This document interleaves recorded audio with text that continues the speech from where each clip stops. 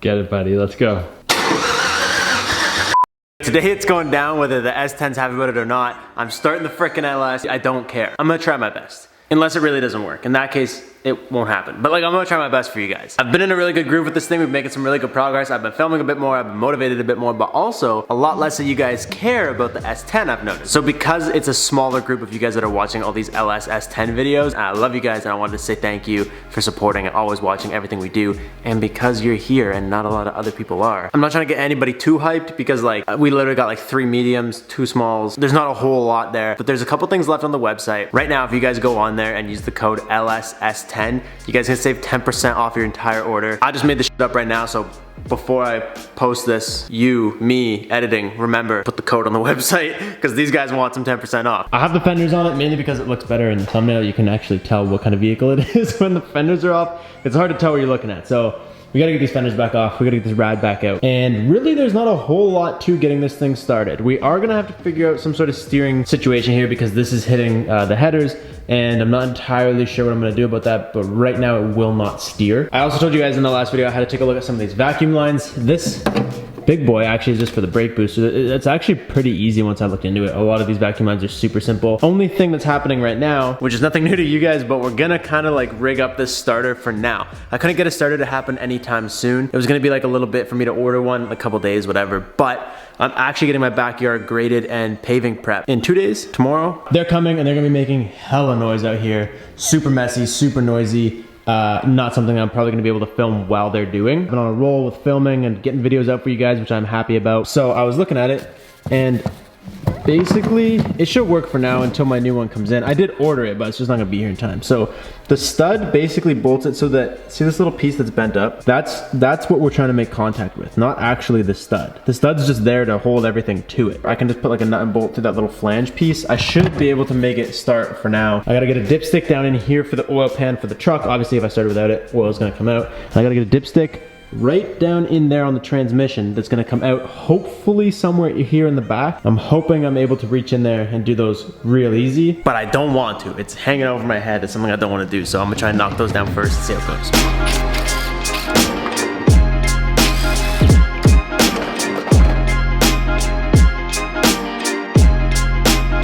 It looks like there was supposed to be a little mounting thing here. I don't entirely know what happened to it. I feel like it should have been mounted probably to like one of these maybe. Dude, this is weird. Where's the dipstick go on these Silverado? Regardless, for now it's leaning up against there. Once I get everything bolted up, I'll be able to find a home for it. Transmission dipstick shoots right there, into that hole right behind the wire. Oh, everything went out of focus. But when I bought this transmission, the guy actually like broke the dipstick in half because he was a bit of a savage. He was just trying to get it out of there, I think. So I have this dipstick, which is disgusting and covered in transmission fluid, but I have it and it fits in the hole because they're basically all the same thing. So I just gotta clean this disgusting thing up, then we shove it in. Are you kidding me? That's exactly where it needs to be. Reminder, sometimes things in your head that seem daunting and seem like you don't want to do them, probably just overthinking them.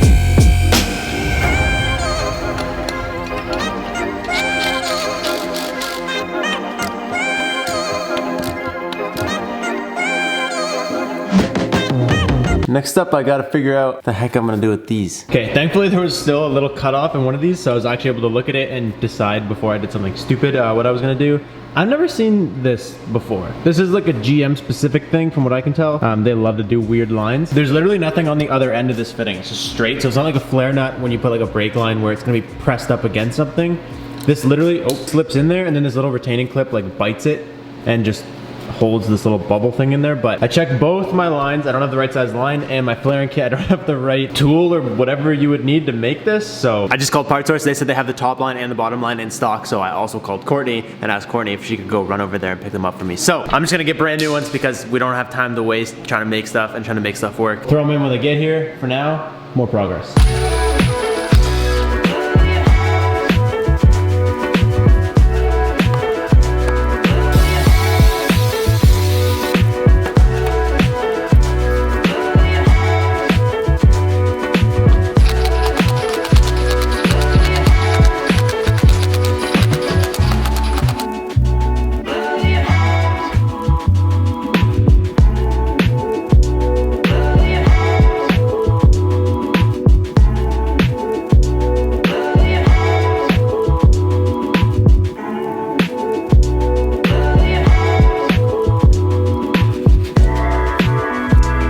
Dude, this side's like 99% done. I'm actually super pumped on how this is going. So I don't know if you guys could see that little starter stud thing. I basically did what I said. I bent the tab up, I put a nut and bolt through it, and it actually seems to be working pretty good. And then this line right here is what's gonna go to the battery, is the other end that went to the starter there. So all this wiring down here is done. I got fresh plugs in everything. I got obviously the coil packs back on, headers on, went ahead and I put some coolant lines up to here. That should be good. The only thing that was missing from this side was the transmission line, which Courtney showed up with right as I was finishing. I laid these down and tried to like mock them up for how they would fit, because if they went like this into the side there, that's exactly how I want this one. And this has a little flexible soft line on the end, which is actually super important, because if I would have made one, it would not have had this little flexible soft line, and who knows what would have happened without that. So I say we start right here. Dude, this is so much pressure than anything I could have done.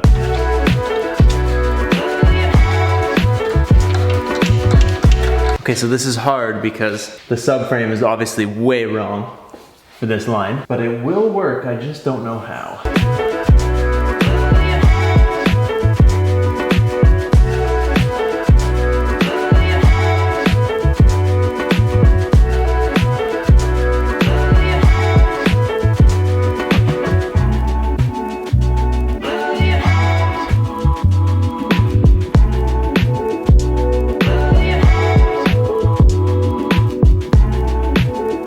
Don't do that. You need these lines in there before you assemble everything. I literally had to jack it off the frame and take like the motor mount out, disassemble and reassemble everything. So that's in there now. This spark plug wire I think is broken. The like little coily piece came out of it. I don't know, we're gonna try it and we're gonna see what happens, but worst case, I just gotta get one of those. But I got them in. It was easiest, I found, to just rip that motor mount out and slide them straight into where they wanna be, just cause like all the little bends and stuff, I'm sure you could get it in past like a 1500 frame, but this frame is obviously different and it just didn't want to be there. It's weird because they almost fit the opposite holes better than the holes they're meant to be in. I don't have the other ends in yet, but this definitely is going to need a little bit of tweaking, just because there's no way that that's how they look. I'm about halfway done that, halfway done this. I got to do fuel lines, vacuum lines, put in oils, connect the pedal and the battery. Were you waiting? No, but thank you. Okay, so I'm gonna go as far as to say my gut tells me this is the supply, like the fuel feed line. But here's, oh actually, does this just pop right off? What? How do you work these? Here's what's confusing now. So I was looking at these return lines or whatever, trying to figure out what does what. If you reach in here and you pop that little tab and you pull this thing off, this is not attached to the fuel rail at all. So there's no fuel up in here. This is literally just reading air pressure. I just did a little bit of research and it turns out this does not have a fuel return line. This is a returnless fuel system, meaning that the pressure regulator is in the fuel pump, meaning that we might run into an issue because I didn't know this. I've concluded that this is probably like an intake air temperature sensor, and this is probably vacuum to pull the air through there to read it, and then it recirculates somewhere. I guess there's a couple more things we gotta do. We gotta connect a couple grounds. We gotta connect some chassis grounds. We gotta fill in all the blanks here, you know, connect our headers. I don't know if the fueling thing is gonna be a really big deal or if it's gonna at least crank. I'm not trying to like drive it today. I know there's still some things we need. I don't know if this changes things.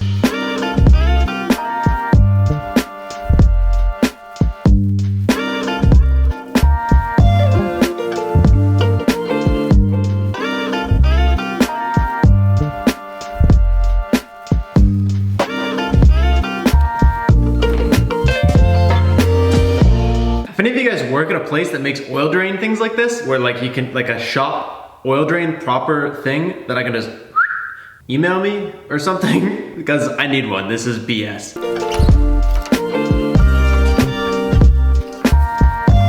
Got some fresh liquid moly 530. Please don't make a mess, please don't make a mess.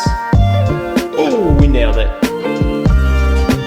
All right, now this is the part where it gets just a little bit tricky. So we got ourselves some liquid moly ATF. We drained out most of the transmission and some of the torque converter. Not all of the torque converter because I didn't want it to be on there bone dry. So this is where it's gonna be interesting because it says 5 quarts to initially fill this thing up. Then you fire it up, and then like as it's running, I believe in neutral. I think is how you do it. You run it in neutral for a little bit and you let it just basically like pump oil through itself. And then once it's running, we just keep adding and adding and adding until it's full, I think.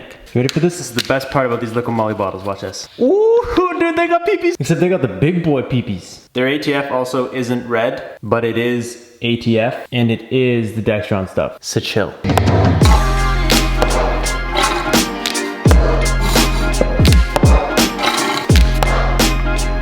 Alright, so that's just about 5 quarts. Should be good for startup. 5 liters is like 4 point something, but we just can't let it run for too long without adding more fluids to the transmission. Hi! What up? Buddy, this is one Where you at? of the last times I'm gonna have to smell you all covered in gas. I know. Because I heard you're having a big career change coming up. It's quite possible. Okay, I just filled oil, transmission fluid. We're basically at a point where you're right on time because all we have left to do is something I need your help with. Yeah, you did everything, so I just turned the key. Well, no, the only thing we gotta do is we gotta find out which one of these 3 lines is the fuel send line. I don't entirely know which one it is. So we just gotta get a battery You got gas in the connected. truck? We just gotta turn the key and just let it squirt. Okay. But it's better with 2 guys, so I don't have to let it 100%. squirt all of it on the floor. Yeah, and then I don't know how much I was showing you guys, but I connected this line over here. I ran my ground up here to this little bracket I made, and I put 2 cylinder head grounds on both sides. Basically, everything I can see is tied up except this. I'm assuming this valve cover vent went to like some sort of intake. Either way, that's not gonna hurt anybody to stay open. Also, I was complaining about this side. Oh, this is to catch it. Yeah.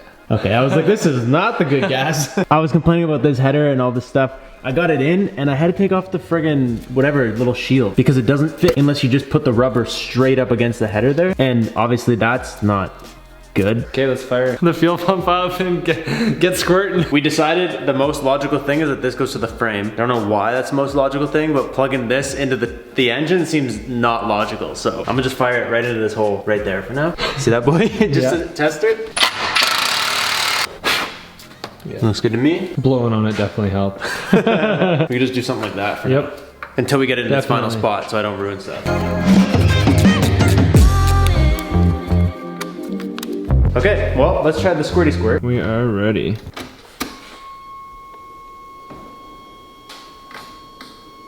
I'm gonna have to, the next step is crank. Oh, well, I'll have to put the camera down. Well, why is there no fuel? I don't know. Is that something we should be figuring out first? Yeah, we probably should. Can you hear it prime? Normally you can, yeah. So When you turn the key, normally it goes. Yeah, but did you hear it, Prime? No. And we didn't steal any fuses out of the fuse spot for any other projects? We did, but not for the fuel pump. Which one are you tapping into? We're going pink. Why? Because it's closest to red, which is hot.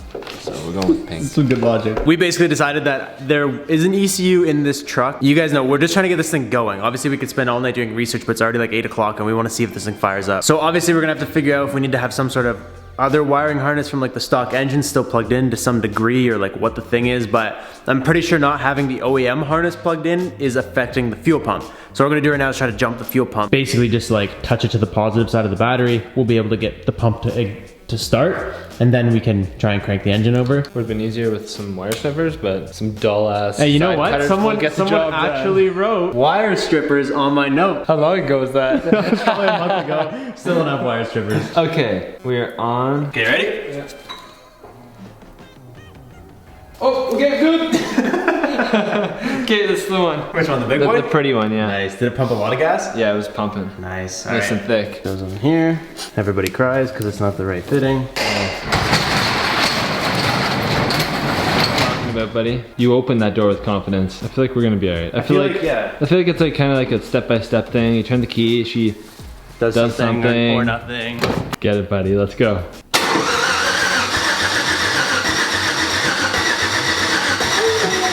She's just spinning. It's working. Nice. What? We forgot a component. What did we forget? The gas pedal. You could probably use this. Beautiful. All right. I'm curious actually. Go film that throttle body. Does it do anything when you like, No. nothing's happening? No. I found the gas pedal. Okay, ready? Okay.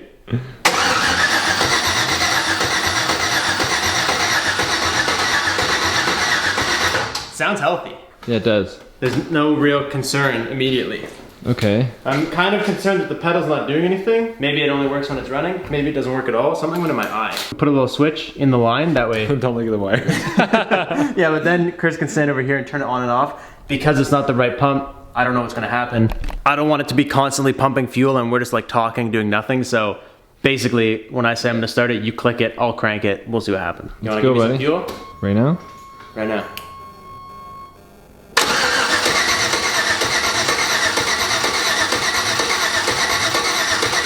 Feels like we're missing spark. Can we do it one more time? Yep.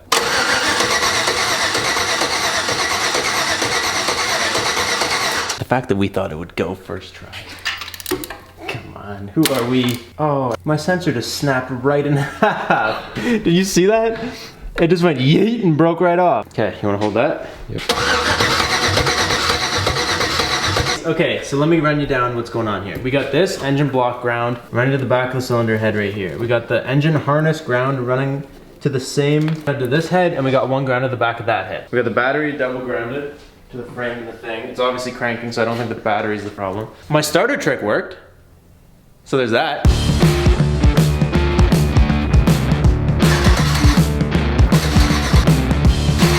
Buddy, I feel like we've been getting beat down a lot. We haven't been with beat just down. like silly things. We basically tried so many things. We had like a voltmeter out. We literally tried jumping different wires. We tried plugging things in here, plugging things in there. Tried everything, and one of the videos of the million I was watching, remember when I pressed the gas pedal, nothing happened here? That could be a problem with the 5 volt, constant 5 volt or whatever the hell it was called. Yeah. That we couldn't find, is it puts it into like limp mode and you have no throttle response and you have stuff like that. So that could be part of it. A lot of it could be part of it. What I'm suggesting is that pack it in tonight. We just take a nice deep breath. We're gonna try and use the actual OEM harness, Which we have on the floor. that Robbie's got on the floor over there. Hook it up through that to the OEM ECU for this engine, and basically see if maybe, who knows, maybe this harness, or maybe we've done something wrong with this harness, but we can follow the OEM one and dial it in and it'll fire up. Who knows? We could be missing some grounds, which we've been questioning. We got so many grounds tied in, man. But I know. So that's it, unfortunately, for this video. Because the thing is, like, all the problems, if you guys go literally type in like no start LS swap, or type in anything like that on Google, there's a million things they'll tell you. Could be a ground here, could be a ground there, could be PCM, could be this one random wire, could be this one random sensor, could be this one thing. We don't know. We know we're missing stuff on this harness. So I think the next step, Put a different harness and just see what happens. We're on to something. yeah, We did sort of the job. isn't seized. I'm gonna unplug this battery so it doesn't explode or randomly combust while I'm sleeping. You go home. I'm gonna go get some sleepies. Don't smash your face off hard metal objects when your engines don't start. Stay committed even when it sucks.